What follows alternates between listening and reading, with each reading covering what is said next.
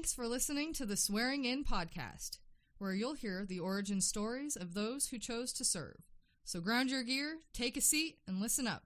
The Swearing In podcast starts right now.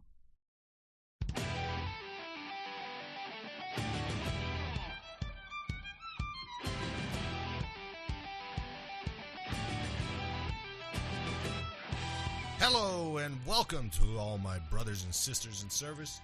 This is the Swearing In podcast, and I am your host, Marty Smith. Today is March 1st, 2022, and on this date in 2002, Operation Anaconda begins, in which the United States military and CIA paramilitary officers, working with allied Afghan military forces and other NATO and non-NATO forces, attempted to destroy Al-Qaeda and Taliban forces. The operation took place in the Shaikat Valley and Arma Mountains, southeast of Zormat. This operation was the first large-scale battle in the United States war in Afghanistan since the Battle of Tora Bora in December 2001. This was the first operation in the Afghanistan theater to involve a large number of U.S. conventional forces participating in direct combat activities.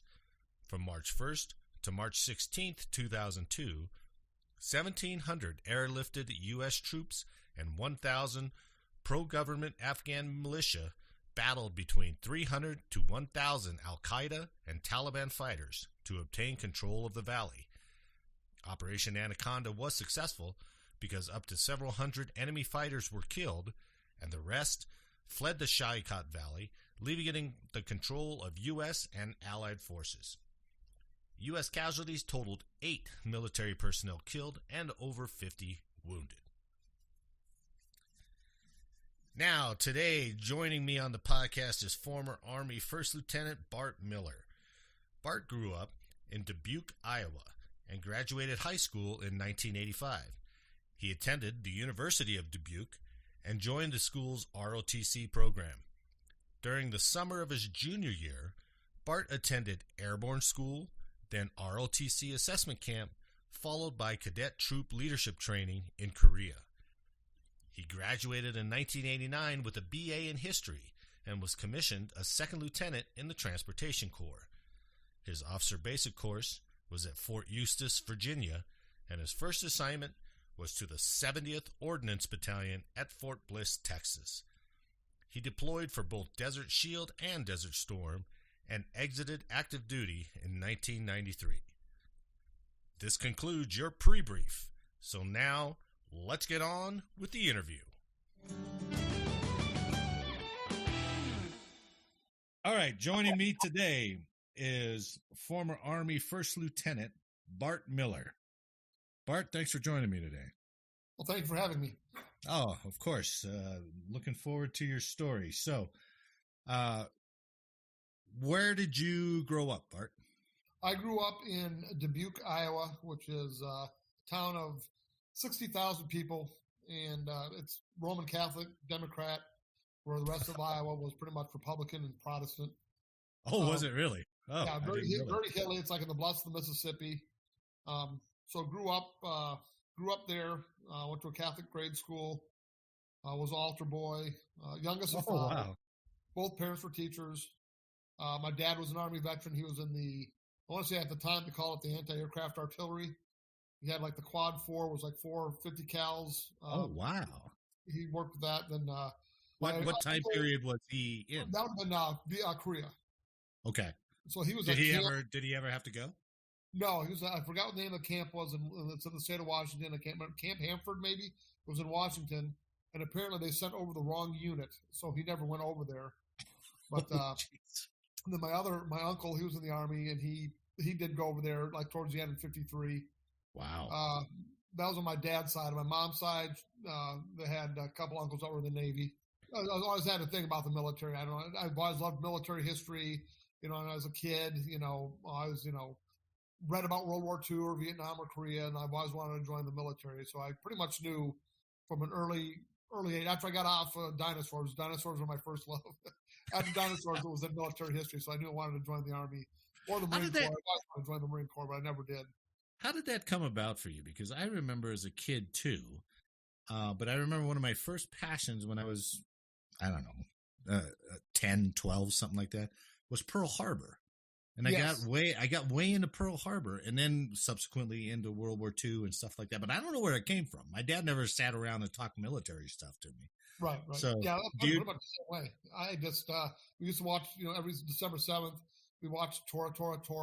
Oh yeah, sure. My mom would have to read the Japanese parts because my dad couldn't read it. It was it's from a historical point of view, it's a great movie. And the Japanese spoke Japanese, and they'd put the subtitles on the bottom. Oh, so my mom would read those to my dad. Oh, okay. And I wouldn't say I got the love of history. I would say I probably got from my mom because she loved the Civil War era, and she did a lot of reading. So I think I got the love of history from her. That's where I think I got that from. Okay, so it's already kind of bubbling inside of you, the military, anyway, right? Yes. So you graduate high school when? I graduated at Dubuque Senior High School. There was 3 schools in my hometown, 2 public, 1 Catholic. I went to Dubuque Senior High School. And during that time, I'd speak to recruiters. I remember speaking to the Marine recruiter and the Army recruiter. And I just I still had a thing towards going to the Marines. But my parents, I guess they wanted me to become an officer. So finding NROTC was kind of hard to do. I think Iowa State may have had it. But in my hometown, there's 3 small private colleges, and they all had Army ROTC, or they shared it on campus. They worked together. Oh, like one collective kind of detachment? Yeah, like each campus was about 2,000 students, so it was about 6,000 students combined. And then we were a branch off of University of Wisconsin-Platteville, which was like 20 minutes up the road from Dubuque, Iowa.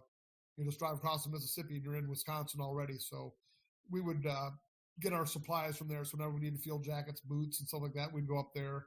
Whenever we did our Ranger competition, I don't know, when you're in ROTC, we used to have the Ranger competition. We'd go compete against University of Wisconsin-Platteville, University of Wisconsin-Stevens Point, University of Wisconsin-La Crosse. I think even maybe University of Wisconsin-Madison, the big one. Yeah. So was that Ranger Challenge, was it called? Ranger Challenge, yes. So that was when I was in ROTC, we went to Airborne School. And a lot wait. We're jumping ahead. So I'm sorry. I was like, whoa. So you decide to go, if you're going to go in as an officer, right?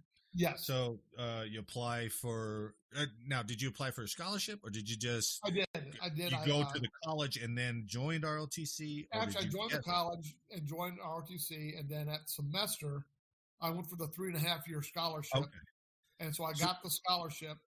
So I only had to pay for a semester of college, which wasn't bad. That's not bad. Yeah, it's not bad. Like I said, I wanted to go in the military. It was a 4-year commitment. Like I said, 4 years active, and then 4 years, right. You find out later, 4 years IRR. But I wanted to go in the military anyway, so I felt like I won the lottery. Yeah. I paid for 3.5 years of my college, so that's what I did. And it was like what college was it?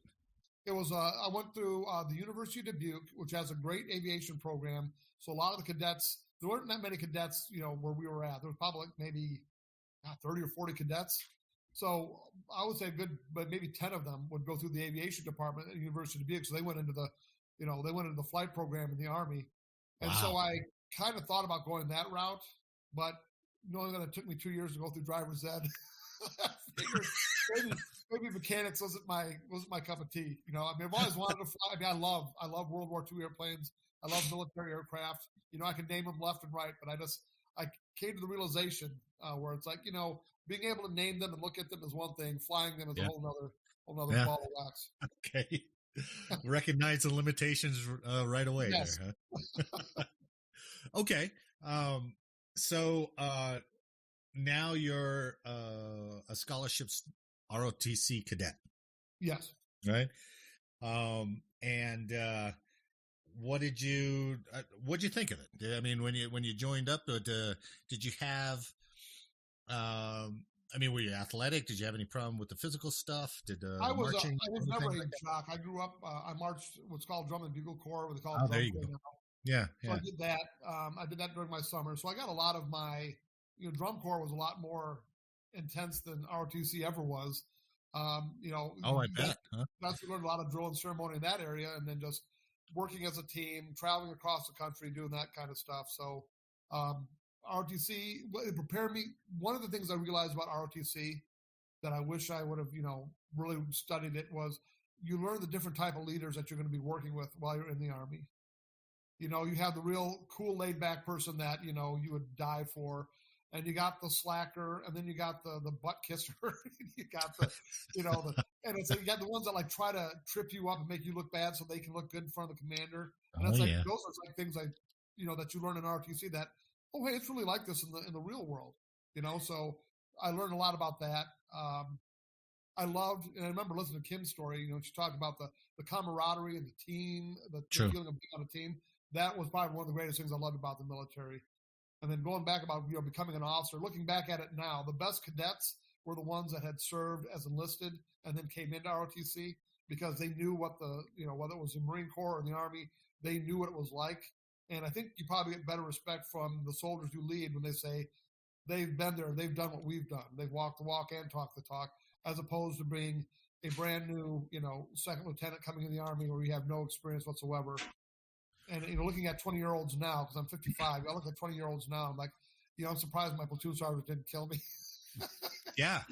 Brand new 22-year-old, they have to call me sir and listen to me, and they're probably like, oh, but I mean, I was wise enough to talk to other people and say, hey, what do I got to do to make sure that I'm not doing anything, dangerous that's going to harm me with my platoon sergeant. So I would listen to officers that had some, experience, or even talk to NCOs. Just to say, I don't want to blow this relationship. So what's the best way to approach? So I was never that type of, lieutenant that walked around and made sure, if I saw a sergeant major, I walked the other direction. I'm not going to go anywhere near them. So I never. Well, and that's a tough line to walk, right? I mean, it's because you can cross it too far either side. I mean, if you're like, hey, I realize I don't know everything and I need some advice. But then you can ask two men and they're like, Jesus, you got to go figure it out for yourself, right? And then, but if you don't ask enough, then they're like, listen to this arrogant guy. He's not asking any questions. So, okay. And while you came up against that a little bit, was it the summer of your sophomore year or your junior year that you went to Airborne School? Oh, okay. So between my junior and senior year, so that May, I did 3 weeks of Airborne School, came home for about week and a half, 2 weeks. Then I did my 6 weeks at Fort Lewis for. Oh, you went to Fort Lewis as well, huh? Yeah. And then what cycle were you? It was going to be. I want to say we got there like around June 10th, so it had been third cycle. I want to say maybe. Oh, so you must have been one of the smart guys. I told Kim that the rumor I always heard was if you were a better student, you went to the earlier cycles, because I went to Fort Lewis as well. So we were there at the same time, or the same year. Yeah. But I was 8th cycle, 8 out of 10. Okay. So that tells you how bad a student I was. I don't know if that was true or not, because it's like, I know it's like the PT scores. You know how you got remember the Recondo badge? I do remember that. Yeah. Okay. So you had to get I remember it was kind of funny. The kids, the cadets that were in the later cycles, they had higher PT scores. And it's kind of like, I wouldn't have made it, but, had it later on, I probably wouldn't have gotten the right PT score to get the Recondo badge. But I still think it was a better student went to the earlier cycles. I'm still going to because I was a terrible student. So I'm just telling you that right now. I don't know. I've never heard of that. So I don't know. I'd have to do some research and see if that's. Of course not. You were one of the earlier cycles. You guys don't talk about that. It's all of us 8, 9, and 10 who were way down there like, we suck. So I had to, it was kind of hard for me. I mean, I actually got, one of the bad things was the homesickness, because actually when I got done with Airborne School, which was great. I was working because I'm not a runner. I only ran in my life because I had to. I was in the military. Yeah. Yeah. I wasn't worried about jumping out of the airplanes. I mean, now I would be, because I'm older. I'm like, I don't know if I can do that now. But then I was just worried about the running. I could handle the getting yelled at and all that kind of stuff. Yeah. Then I went to, and I think that helped when I went to Cadet Troop Leadership Training, because I would have got 3 weeks under my belt doing that, being away from home, being yelled at, but now I'm in better physical shape. I think the fastest I ran 2 miles was 13 minutes and 51 seconds. And that was after Airborne School. We had a PT test early on at Fort Lewis. So that was, right. And it was like, and I had a sister that lived out there. So I think it was like a couple weekends you could go off base and do whatever. So I stayed with her, and that kind of made me homesick because I had family there. But I do remember, like, Fort Lewis was weird because it was, hot during the day and it was cold at night. Yeah. Yeah. And I just remember, I remember when we were doing a land nav course, and it was like a picture postcard because I'm in a field with these like yellow flowers or these yellow and purple flowers. You got the big pine trees, and you got Mount Rainier right there. And it's like, man, this is a postcard right here. Yeah. But then you have to say, okay, you got to focus. You're doing a land nav course. You got to find these points. Yeah. You got you're timed. So yeah. Get moving. When you went to going back to your jump school, I found one thing I didn't realize till I got there was you go with the big C on your helmet, right? So we had a piece of tape, and that guy, that's funny. I remember I was Charlie 461. Yeah. And I just remember there was a lot of disdain towards me being a cadet, especially from the enlisted, because like, I remember the specials talking to this E3 saying, we're supposed to call this guy sir. And I'm sitting right there, and I'm like, hello, I'm right here. But, I didn't want to rock any boats. I'm like, I just want to get through this course. Like, I'm not here trying to make people, salute me and all that kind of stuff. You were telling me about the Rangers that came to Airborne School. Now, I think I think the normal path is what they want you to do is they want you to go to jump school, and then they want you to go to Ranger School. Right. But there is the occasion, because we had one too. I was telling you, we had one too who went to Ranger School and then came to get his wings. So I think that told the Black Hats is like, okay, they're not going to smoke this guy physically, but then they screwed with him. Like I said, our guy, they made him climb a tree every morning for 2 weeks, carrying around the mannequin, calling him the Ranger buddy. So what was that? Now, what did they make this guy do? They, I can't remember his name. Captain O'Neill might have been his name, but he had the Rangers carry around this mannequin in BDUs tied to a surfboard, and they had to take them like around wherever they were around because that was a Ranger buddy. They had to take care of the Ranger buddy. So they had to do that. And then we had some pararescue guys going through there. And like I said, they would, mock the program saying, Airborne School is a walk in the park, we're the tough guys. And the Black Hats had to tell them, hey, watch your attitude because you have to get through our program to get your, get what you guys are going for. And then what I was saying too is like in cadets, you could join the cadet Ranger team. And so we would have these Ranger Challenge tabs on our uniforms. And I remember we were standing in line for something. And I remember the Black Hats going up to this one cadet and just saying, we can't tell you to take that off your uniform, but we can make your life a living hell if you don't. So I sort of got every cadet that night when they went back to their barracks. They were taking those. You see everybody with the ROTC patch on their uniform. They'd have that big gap, from the top to there. It's like, it's like, I'm not gonna smoke for this stuff. I'm not that proud. Right. Any problems on your jumps? No, actually. My last jump, I landed on my feet and right back in my butt, and I hurt my tailbone. It was a horrible PLF. But the dreaded 1-4, right? Yeah, and it's like I did have one thing. There was that part where you jump off the platform and you swing, and then they drop you.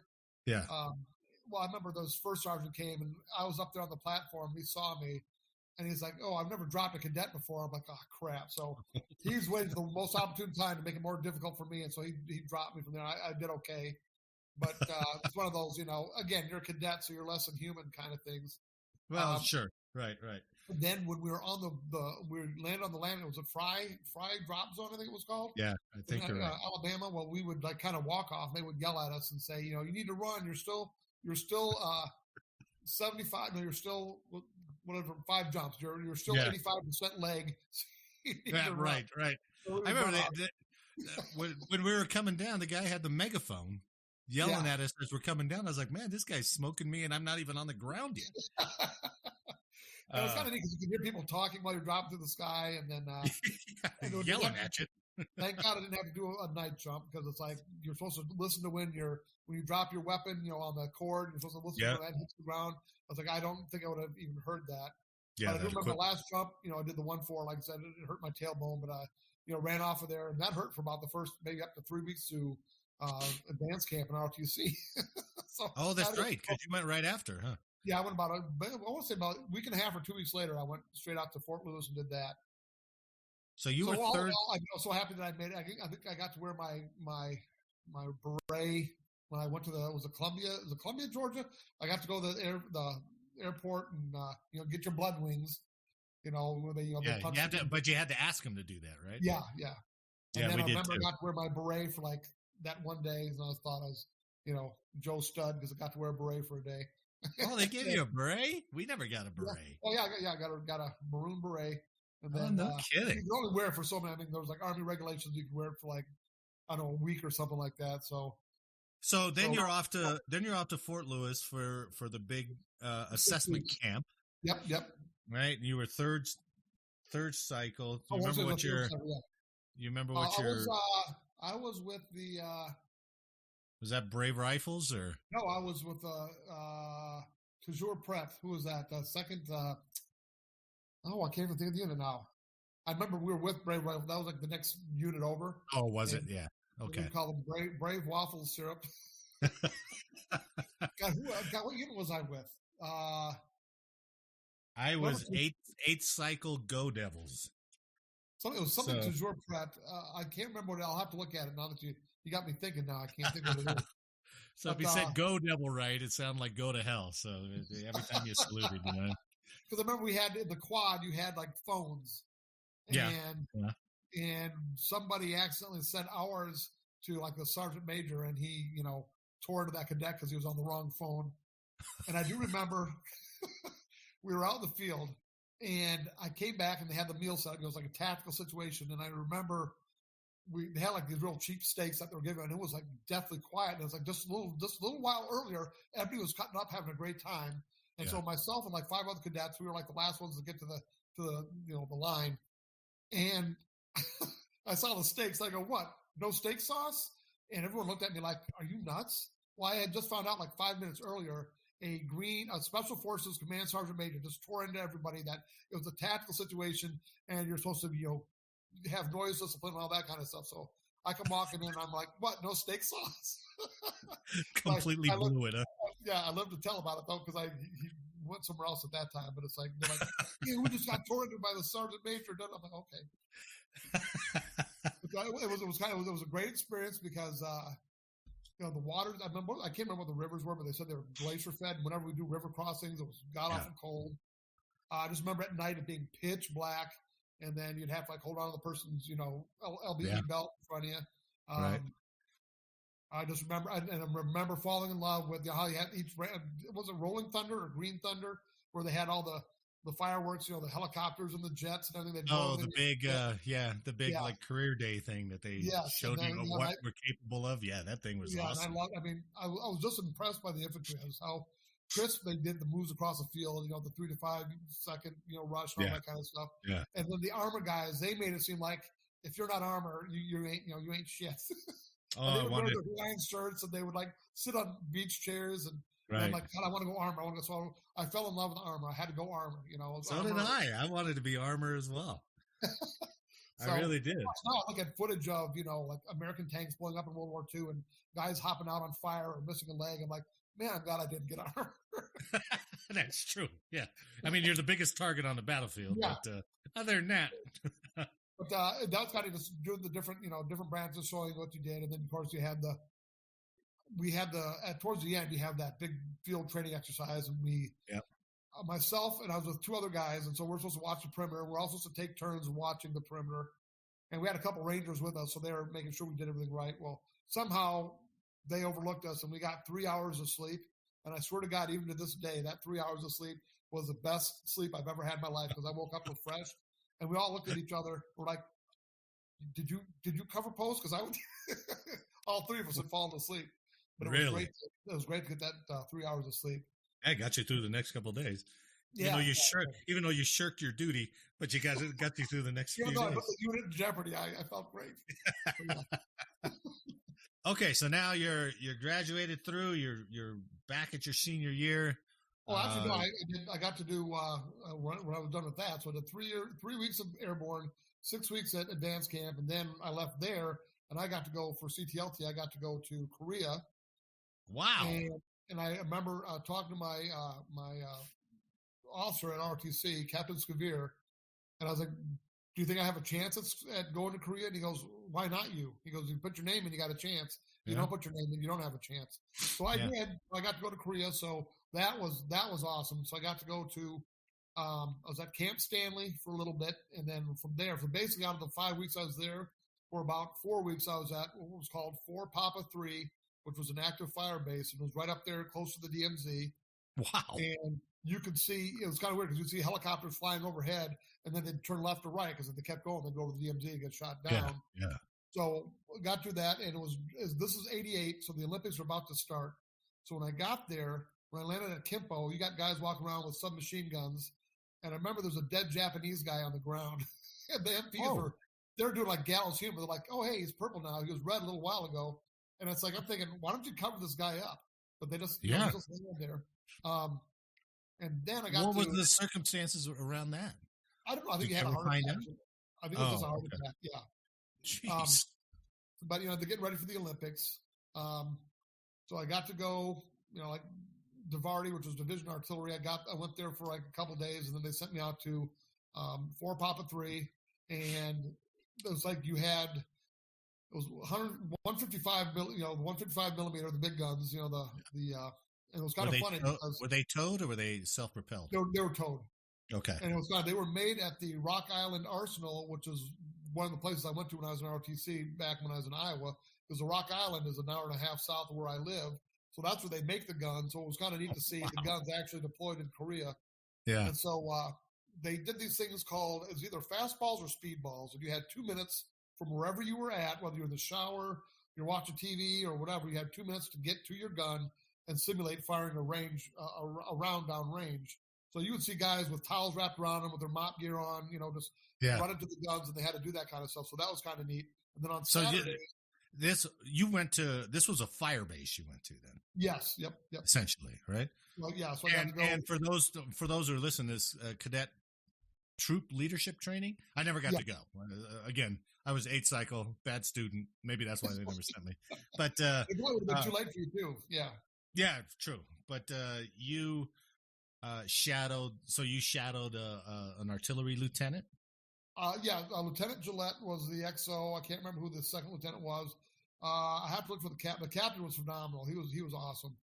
But I got to, I participated in the fastballs or speedballs, whatever they called them. Got to just experience Korea. And it seemed like the enlisted people hated Korea, but the officers liked it. And I don't know why. But you go to the Ville and you party and have a good time right off Camp Stanley. But when you're up there at 4 Papa 3, you're just basically, you're isolated. You're up there. And then every Saturday they have a live fire exercise.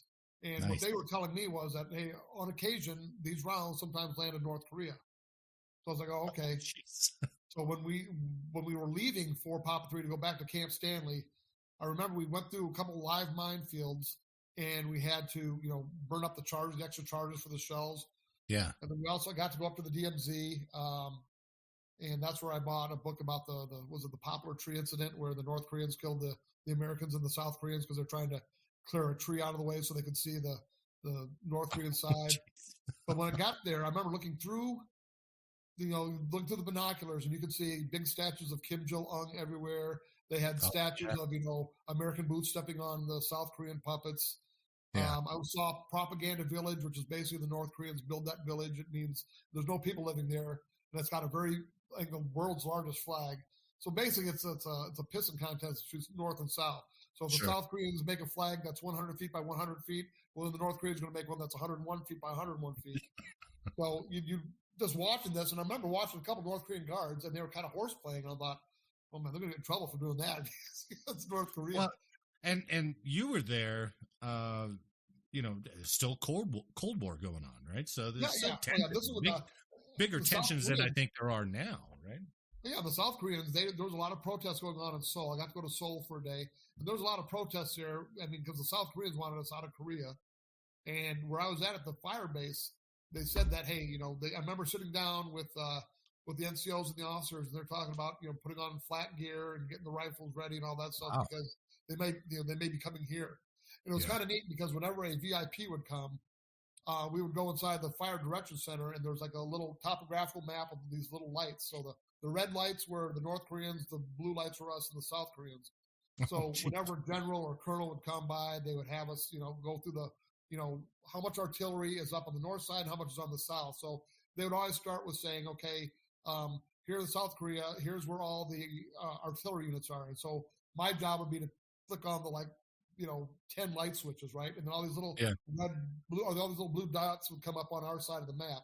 And then they said, well, this is what's facing us. And there would be like about 20 to 30 light switches that I would have to turn on to show all the different amount of artillery. And it was like 3 to 1, and I'm thinking, I'm thinking because I'm young, I'm in Korea, I'm like, man, it would be cool if war started to go back and tell all my buddies I'm a war vet. And I look back on it now, I'm like, I would have been dead within 30 seconds. No, that whole northern part of South Korea is gone, right? Yeah, exactly. Because we were driving by the bridge of no return. Yeah. Wow, what an experience. Yeah, what an experience as a cadet to go over there. Jeez, that's great. I did like 14 weeks of training that whole summer. That was great. Yeah, here you go. Ready, set, go. Ready, set, go. Yes. So that senior year must have been, just kind of coasting out, and then then I got very disappointed because I look back on it now and I look like if you could go back in time and talk to your younger self and slap yourself upside the head. So I was working at a bakery, part time as I was going to school, and the word went down that hey, they got our you fill out that dream sheet. You have to fill out combat arms, combat service support, and combat support. So I went armor, and then I went MP. And then I'm like, well, who cares about service support? I'm going to put transportation. Well, I get a call. That was your third choice? Yeah. Oh, yeah. I mean, I want to go combat arms. I mean, I'm joining the Army because I want to be a war hero. I'm not joining the Army so I, say I, balanced budget. So you had armor as your first choice as well? Yes. Yeah. I want to say I had artillery on there as well, I want to say. But, I mean, bottom line is, I wanted combat arms. Like everybody does when they go in there, for the most part. So I got the bakery, and I get a call from because they knew the work number was. So they get a call from him, and I remember it was Major Ayers was her name. And he goes, well, congratulations, Bart, you got regular Army. I was like, okay. And he got Transportation Corps, and I was like, my heart just fell. I'm like, Transportation Corps? I mean, driving trucks, really? Yeah, right. In the civilian world. I mean, I don't want to do this in reality. One guy, he got infantry, and he didn't want infantry. It was one of those, what do you call those branch transfers where you're like, your first couple years you're in one branch and they switch over. You're branch detailed. Yeah, so he was branch detailed infantry. And then one of my friends, he got chemical corps, and he did not want chemical corps. The ones that wanted aviation, they got aviation. Yeah. But then, like I said, I got transportation corps, and I was kind of like, I was bummed out. And my attitude kind of went south there until I graduated, basically. Because I'm like, shit, I've been doing 4 years, and I'm getting out because I don't want transportation.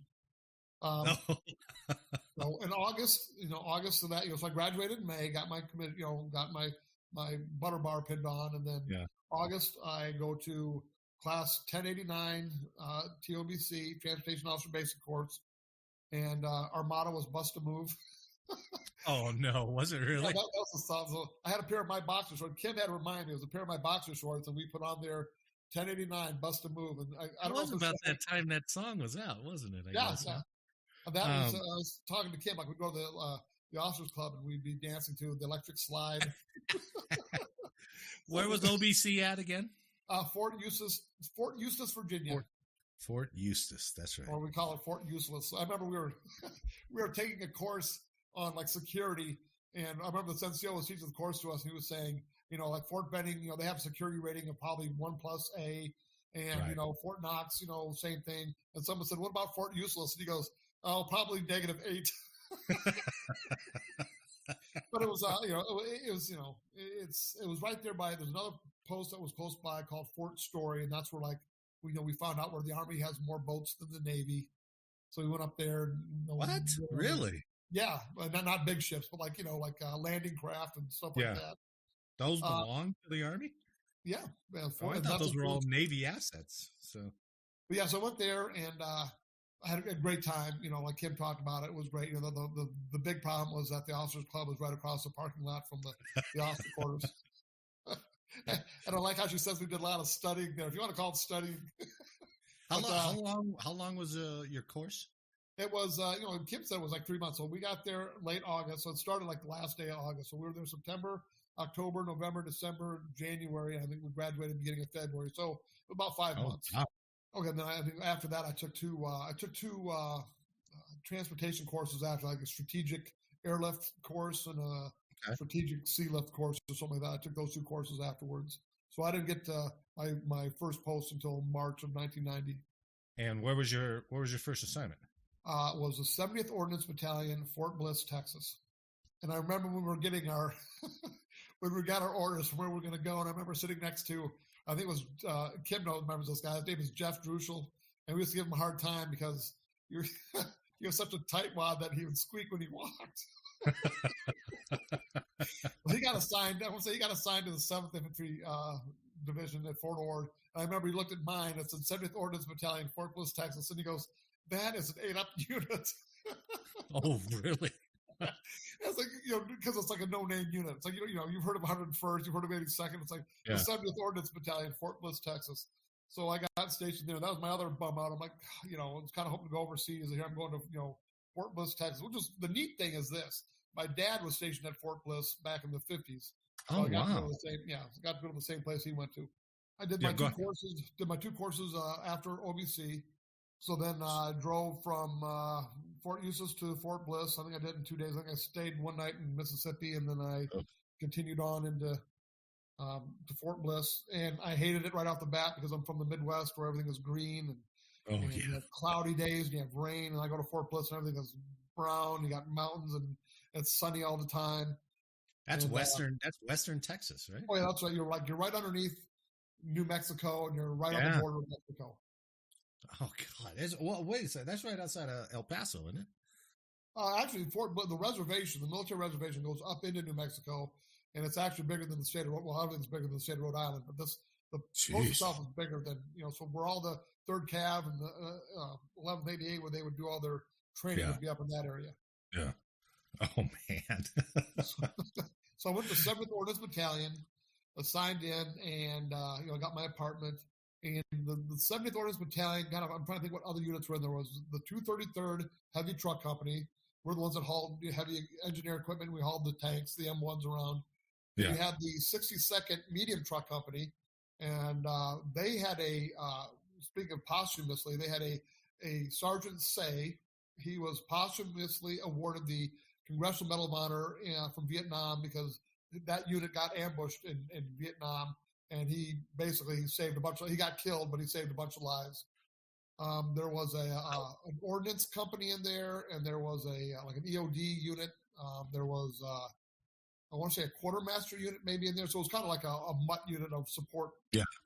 And so I was with the 233rd Heavy Truck, and our job was basically to haul the 3rd Armored Cavalry out to Waco Tanks was normally where we dropped them off at, and then when they were done training, we would go out there and bring them back into post. What were your duties when you first got there? What was your position? Well, I got to be the movements officer because I took those two courses. So there was a course called LOGMARS, which stands for Logistical. Oh, I remember LOGMARS. Yeah, so I was a maintenance guy. I had to go through LOGMARS stuff. So I went, those ancient, black computers with the green, the green print on there. So I had to have to go and set up our plans for in case we get deployed, and how it would fit on a C5, how it would sit on a C-141, finding where the center of balance is and all that kind of stuff. So that was one of my jobs. I was, what was that report called? The TSR report? Was that it? Or maybe I'm thinking of Office Space. There was a report that you had to do every month. And so I got there in March of 90. Well, then the Iraqis invaded Kuwait in early August of 90. That's right. I was just going to bring that up to you and see what I'm like, are we going to, there's going to be a lot of tanks. It's in the desert. And it's like, are they going to take us? And the, rumor had it that we would. And then we heard that we would. So we started painting our vehicles tan. Yeah, actually, we did the same. We did the chocolate chip pattern, sort of like. Right. Yeah. And then finally we got the word that we were going to go. So being the movements officer, I got to go with myself and, I want to say an NCO and two enlisted soldiers. And we drove we put all of our equipment on railhead. And we railed it from Fort Bliss in El Paso to Beaumont. And then they were shipped out of Beaumont, Texas, which is on the other side of Texas, right there on the Gulf. So we put it on railhead, and the rail took it to Beaumont. We drove in a van. We stayed at a Holiday Inn there. And then our job was basically to make sure our equipment got on these ships and got over to Saudi Arabia. And you'd have Navy fast sea lift ships, and then you'd also get ships from Turkey, Philippines, Saudi Arabia, and some of these third world countries that were giving us ships. You look at some of their sailors. I mean, they had like tattoos of snakes on their faces. I mean, these were some bad looking dudes. So they're transport guys now, but 6 months ago they were pirates. I guess so. Yeah, I don't. And it's like, and then you'd go to the Holiday Inn at night, and then you'd go to the bar, and you'd basically, I'm 23 years old, so I could, partake a little bit too much and get up at, go to bed at 3 a.m. and then have to get up at 5:30 to go down to the port to make sure, see what the status on our equipment is. Well, you got to set the example for those young enlisted soldiers you got, right? And so we did that, and then finally got all our equipment on there, and then 2 of our soldiers got to sail on the fast sea lift ship, and it was kind of neat to hear their story, because once they got out on the open sea, they got seasick. Jeez. So I never experienced that. So I went back to Fort Bliss, and then it's basically, I think it was October 17th, probably about maybe a week later, if that, we got our orders to go over there. So we got on, I want to say it had to have been TWA at that time. I know they're not around anymore, but they were in 90. Right. So we got on a plane, flew out of, I want to say it was Biggs Army Airfield.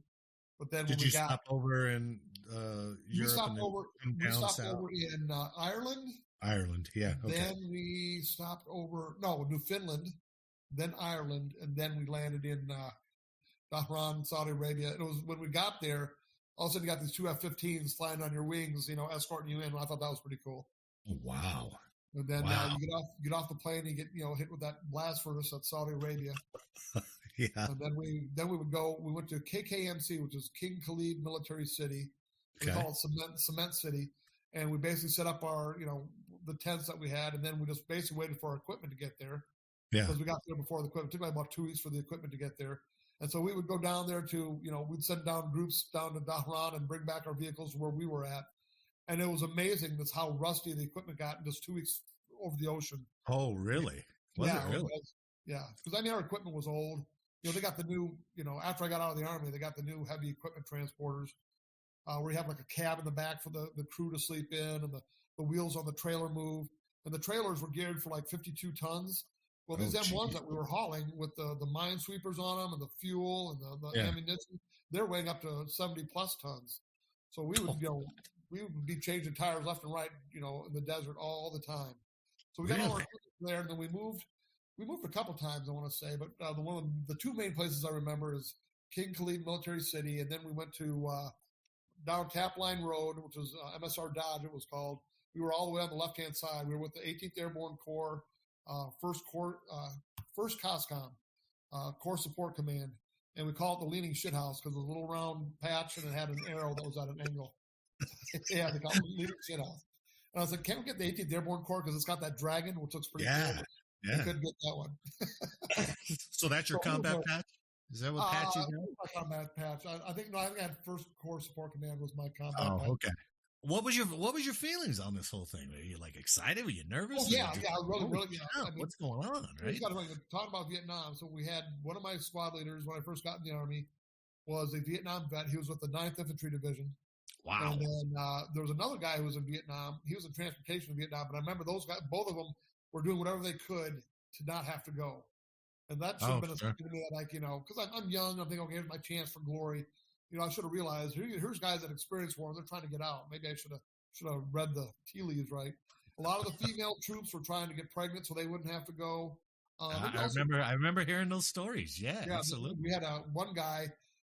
He tried to profile himself. I mean, this is a guy that would go to the gym at night and he'd be squatting like 600 pounds.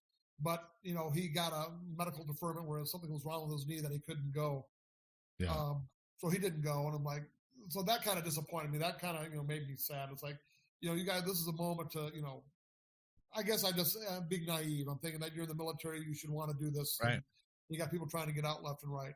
I was excited to go. I would have been upset if I didn't get to go. So I got to go. And then when we got there, our job basically was sleep during the day and travel at night because we're trying to not let the Iraqis know that we're moving equipment to the left-hand side of the left flank. So we would pick up equipment from, the port and take it all the way like 800 miles to the other side of Saudi Arabia to start in the staging areas there. So we would sleep at night or sleep during the day, travel at night. And it's hard to do. When you're 18, 19, 20, 21, 22, 23 years old, you don't want to sleep during the day. You're full of energy. So true. We'd be playing, hearts or spades, and then, then we'd be traveling at night. And then that's when you start seeing, dancing elephants on the road, because it's kind of weird. Right. You're driving down the desert and you always got this mental image of pine trees on both sides of the roads. With myself and my Cuck V driver. Cuck V was your command and control vehicle.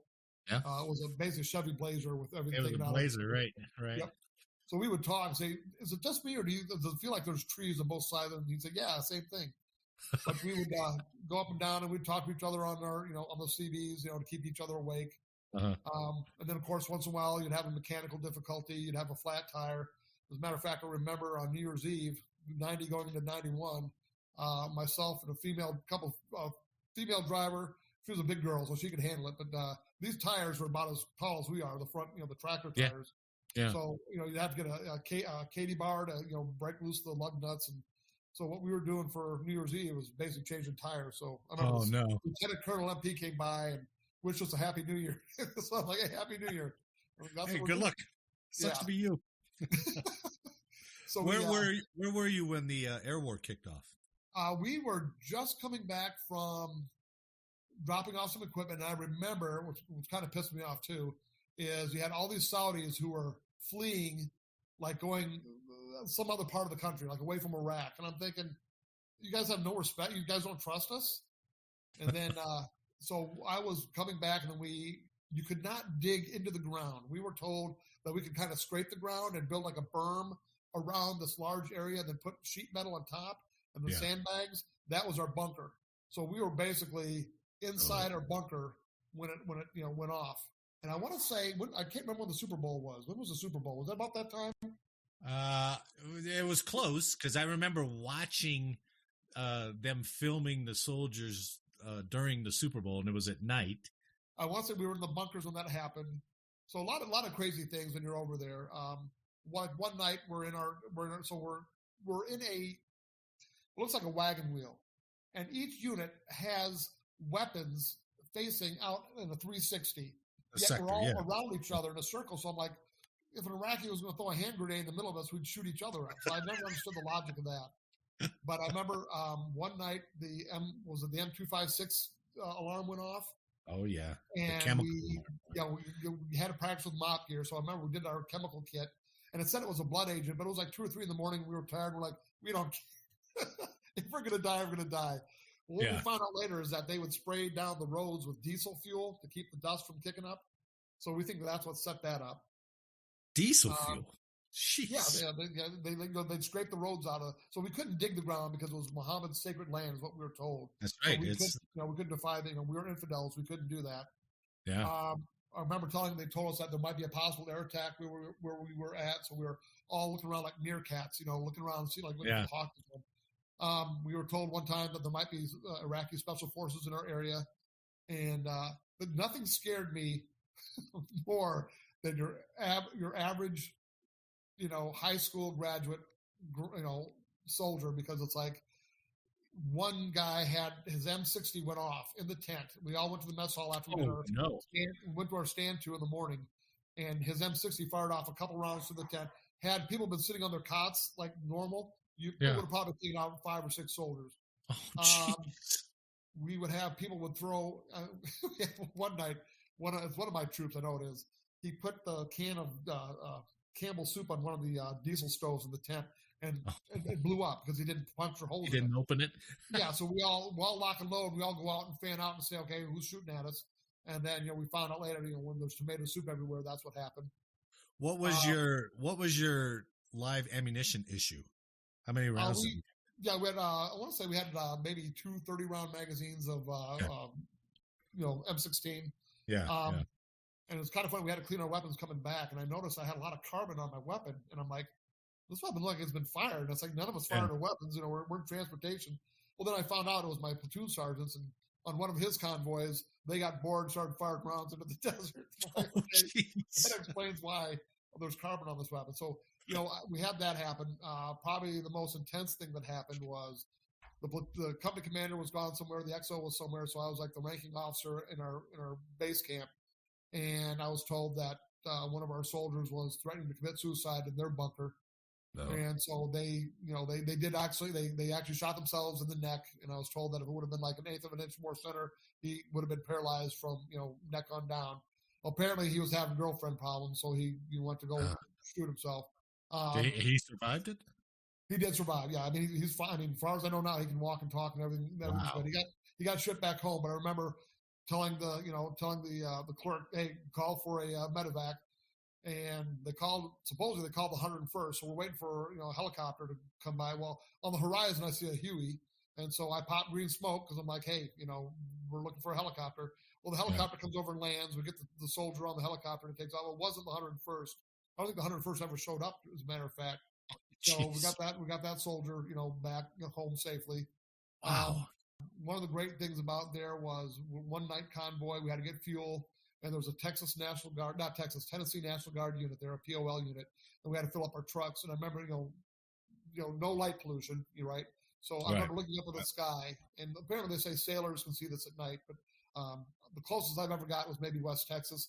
But I mean, in Saudi Arabia, when there's no lights around and you see a starlit night, and it's like you see stars everywhere that you didn't even know there were stars before. And it was like probably the most awesome sight I've ever seen in my life. So that was one of the things I remember about being over there. And I just remember we are the unit. We lost a male and a female truck driver. So we would go to Tapline Road. We'd go down to Dahran, pick up equipment, and we would go up to near just south of Kafji, and you had to do like you're going to turn onto an on-ramp and then head west. Well, apparently they kept going, and Kafji was just taken over by the Iraqis. Oh. Or actually, the Marines just took it back, but it was like half and half. Well, apparently these two of our trucks went through the town, and when they realized they were lost, one of the troops saw some troops at it looked like a gas station. He was asking for directions, and then realized these aren't American troops, these are Iraqi troops. So he was able to turn around and come back. The male and female, they got captured, and she is on the cover of Time or Life magazine. She's hugging Schwarzkopf. Wow. So they were both taken POW for the rest of the war. I mean, I can't say specifically what happened to them, but I can only imagine what they did to a female POW. And then, the guy, he was kind of a muscular guy. And they didn't, I remember him telling a story, if I'm not mistaken, that they didn't believe he was a truck driver because he was so muscular. They figured that he had to be 82nd Airborne or something like that. Yeah. So again, it goes back to why I didn't want to go transportation, because no one respects us. So right. Apparently they tortured him and did some bad things. He apparently got shot when they're firing at we got the truck back. And there was a couple of AK-47 rounds in the truck. So he got hit with one of the rounds, but they both survived, and they both made it home safely. Holy cow. Wow, that's pretty sobering when you hear that happen. Oh, yeah, right? That's when it was at that point you begin to realize that, hey, this is real. Yeah. We could hear the jets flying overhead at night, and they didn't have their lights on. And I remember right before the ground war started, so right when the air war started, it's basically you hear the jets flying overhead, and the ground war's got to start sooner or later. Right. So we're still doing our thing, moving equipment, moving it at night. And then, the ground war starts. And I remember, the jets flying overhead. And then on the horizon, you'd see the flashes of the bombs going off. And it's not like a thunderstorm, off in the distance. Sure. And then we had some French artillery next to us. We'd hear them firing off their guns a lot. And then it was basically, okay, the war started. We now need to get, some of our, trucks up there into Iraq to bring back, captured equipment or damaged equipment. So that was our job for the next, maybe the next 100 hours. As a matter of fact, I just got into Iraq, and I was maybe in Iraq for about maybe 2-3 hours, and the war supposedly ended. Yeah, 100 hours, right? Yeah, yep. Like so then you were just doing recovery ops after that. Yes. And it's like, and some of my troops were like scared, and I'm like, guys, there's nothing to be scared about. But now when I look back at our invasion in 2003 and how a lot of those transportation units were getting ambushed and all that, that could have very easily been us. I look back and I'm like, boy, I was kind of dumb. I remember there was like a vehicle out in the middle of nowhere, and a couple of my troops were freaking out about it. So I told my Huckabee driver, let's drive over there and tell them there's nothing to be scared. And I'm driving across this field going, this is stupid. This could be a minefield. I don't even know it. You didn't know. Yeah, it ended up being a Jeep trailer. I remember we came up on a M109, one of those self-propelled artillery, and part of me was like, I hope they know that we're Americans and they don't open fire on us. because I remember seeing the story when I got back from Desert Storm of that lieutenant colonel who was flying the Apache and he wasn't supposed to, and he shot up a couple of Bradleys. He shot, that crossed my mind. It's like, I don't want to have any friendly fire. But like I said, with our troops, the scary thing was, I remember when the air war started, we had to get in our bunkers and put on our mop gear. And I remember one of the soldiers asking me if their mask was working. And I said, I can't tell you. If it's stuck to your face, it's working fine. But I can't tell you if it's working or not. Yeah. It's like you should have paid attention more. When you got to play, when you got to perform. But, because we had to take these white pills all the time. I stopped taking them after a while because I'm like, I don't know what this thing is. Why am I taking this? And then I started thinking about Agent Orange and stuff like that. I'm like, I don't want to. Well, they gave you anthrax, right? Yeah. Well, and you took a whole bunch of shots too when you. Yeah. Wow. What a hell of an experience. So like a life like a gypsy. Basically, we would pick up equipment, drop it off the staging area, and that's what we did for basically the first. From January till, we got there in October. So basically from October to January. And then when February, I want to say it was early February when the war started, then we go up there and we started bringing equipment back. We came back in May of 91, but then other members of our unit, because of their logistics, they didn't get back till August. I do remember one time where we had we were on the road and the roads were very thin. And we got this big, huge semis and we're hauling M1s. And then before you go on, were those roads, they were hard packed, but then as soon as you got off, was it soft sand? Most of them, when we drove through Iraq, it was, there's a couple of it was raining and got muddy. So it was like we're driving across the land, but like the Tap Line Road was like asphalt. And then when we were at our base camps, before we got on the Tap Line Road, it was basically, it looked like, it wasn't what I thought the desert would look like, at least the part that we were in. It looked like Mars. Remember the Viking landings on Mars? It was kind of like a orangish sand and had like black rocks everywhere. So it was you couldn't really dig into the ground. So you basically, you just scrape that and spray it down so the dust wouldn't fly everywhere. And then in the wintertime, it actually gets, kind of cold there. As hot as it gets kind of cold. It gets like, in the 30s. Maybe close enough to maybe get some snow flurries. But when you're living in a tent, it's like, hey, that's cold. Sure. Right. I mean, the temperature change between the day and the night was pretty drastic, too. Yeah. And then you'd get some rain in there, too, and you'd have a couple, maybe a short rainy season, and then that would kind of bog things down. Okay. But when we were on the roads, we were over there during Ramadan, and you would have drivers that were not either eating or sleeping. And so I want to say it was like 298 soldiers were killed over there in Desert Storm.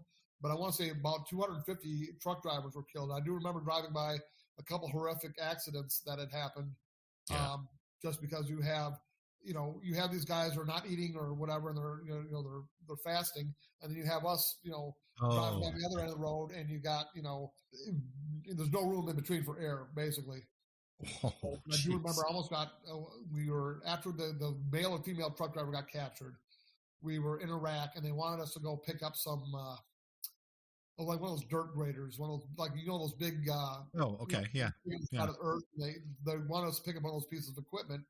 And I was like, are you going to give us some kind of escort? Because I'm not going to send a couple drivers in the truck. I go, we already lost 2 drivers. Yeah. And this guy was livid. He's like, you know what? You just stay where you're at. I'll get you to the court martial later. Well, we come to find out that we couldn't have carried that piece of equipment anyway, because there's a grader on the bottom that would have you wouldn't have got it up on the ramp of the truck anyway. But I just sometimes, just remember just standing my ground, because I remember, the soldiers were always upset that we had to travel at night and we had to follow the unit we were with and follow their orders. But it's like when it came time where I saw my troops were going to get in danger, I stood up and said, no, I'm not going to risk any more troops, so. Well done, Lieutenant. Well done. And I did have one full bird, Colonel. It was when the night was when the Bills and the Miami were playing the playoffs. And we were at this post and we were picking up tanks, and this full bird colonel, his name was Colonel Bird, and he saw that my troops did not have their LBE equipment on when they're tying down these tanks. And I was trying to explain to him that we don't do that because the equipment gets caught, their web belts get caught in the equipment. And so he doesn't care. He's yelling at me. Well, my country driver's in the background, and he's yelling because Miami scored a touchdown. He's from Miami. And then this colonel goes, "You got 3 minutes to get all your soldiers in uniform, and I'm going to come back here, and you're going to be in deep trouble." And then he asked me where I graduated from, and I said University of Dubuque, and he goes, "What type of lane university would promote an officer like?" And I'm just standing there at attention. "Yes, sir." Yes, sir. So, wow.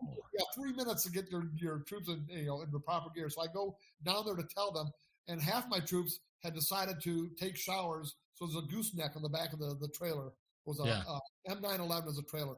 Well, they're taking showers, so they're stark naked, and I'm telling them, "Get dressed, get dressed." The colonel never came back, thank God. But when I went into the talk or whatever, there was a couple other officers, like a major and someone else. They're like, "Oh, have you met our wonderful colonel yet?" And I started laughing. "Oh, yes, I did." Oh my God! So it was basically, it was a great experience, just experiencing the different culture. Like, for example, when our base camp, we had to pick up some supplies. So we had to make our own shower. So our shower was basically a 55-gallon drum with some really nasty looking rusty water in it. So we had to get some PVC piping. We had to get some, the latrines were basically a plank of wood with 4 holes cut in it over, 55-barrel drums. That was your latrine. You had to burn it, right? We would go into these towns to get the supplies because what do you call the purchasing officer was the XO, and then I went with them. And it was a trip because the Saudis really didn't work. It was either the Pakistanis or the Filipinos or the Koreans, and they didn't like the Saudis. They thought the Saudis were too, uppity, and so they didn't really like them. But when we would go to the store and you'd see a woman, they would step off to the side and they wouldn't look at you. And it kind of reminds me of the story when my dad was in the Army and he went to basic at Fort Jackson, South Carolina, and he said, growing up in the Midwest, going to the South in the 50s, he said what blew his mind was he'd be walking down the sidewalk and a black man would walk, step off to the side and, give him leave on the sidewalk. So, I kind of related to that. We did stop at a place where we'd get pizza, and it's not American pizza, but you get tired of eating MREs all the time. And I remember there was a sign on the door that said "No women allowed." Oh, wow. So their minds were blown that they're actually seeing female truck drivers, driving across, their country. So that blew their minds. Yeah, it's we don't understand other people's cultures that are still what we think is kind of archaic in their beliefs, but that's the way they conduct their society. We got to go swimming one time. We got a little breaks. We got to go, and so I can't remember the town, but we went to a swimming pool. We had to get out, during prayer time. So that was kind of we just basically sat in the locker room for 15 minutes while they prayed. Did they have the speakers up for the prayers? You'd hear the prayers, and then you'd see vehicles that I was told were basically the religious police. Their job was to make sure that when it was prayer time, people were praying and not, blowing that off. Wow. So just the different, experiencing this different culture, and just it was a great experience. So did you bring back any collector items or anything? I don't think if I did. No, we did have one picture of Saddam Hussein that we picked up. I want to say our unit brought it back, but I don't know what happened to it since then. We had what do you call them, a BMP, one of the Soviet infantry carriers. Yeah. We would we would put it on the back of the truck, and we would drive the truck across the desert and slam on the brakes, and the BMP would roll off the back of the truck, so it would feel like we were driving it. We'd do that for fun. Oh my God!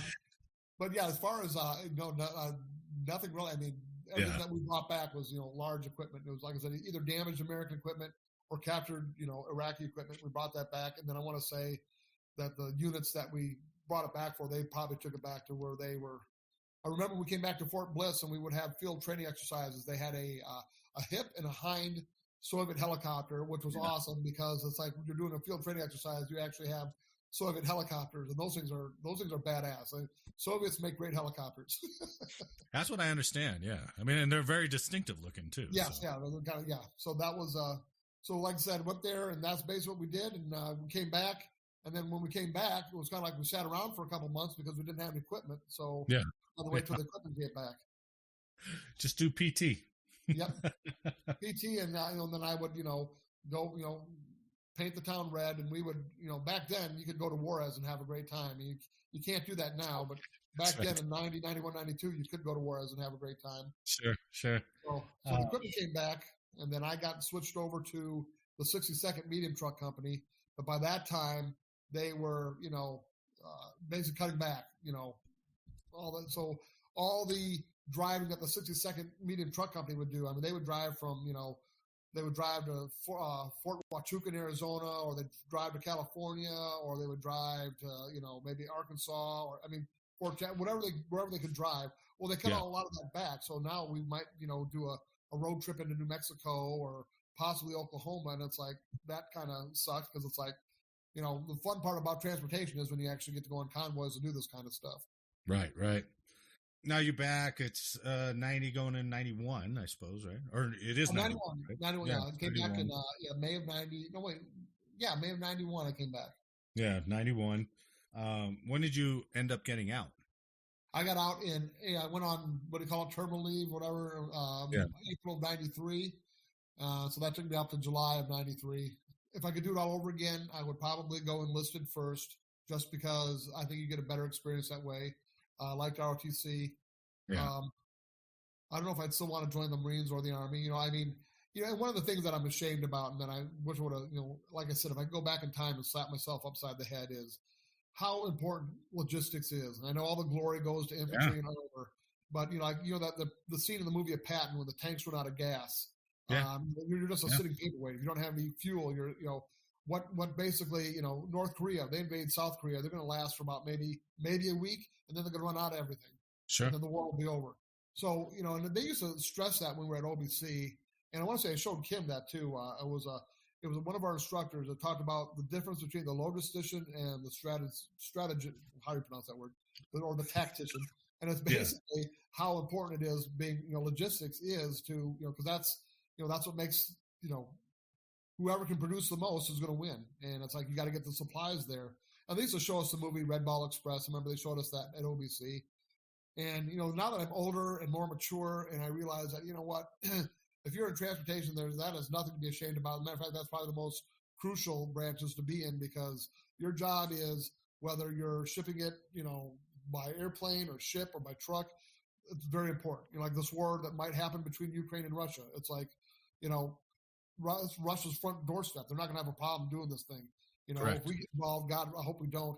But again, we have to look at what do we have there. We used to have, what was that name? Reforger? Was that the name? Yeah, Reforger. That was a European exercise. Yeah. I never got to go there, but people in my unit did before I got there. There would be equipment in Europe that was assigned to us that we would go and you cover down on that equipment and you go and do your exercise.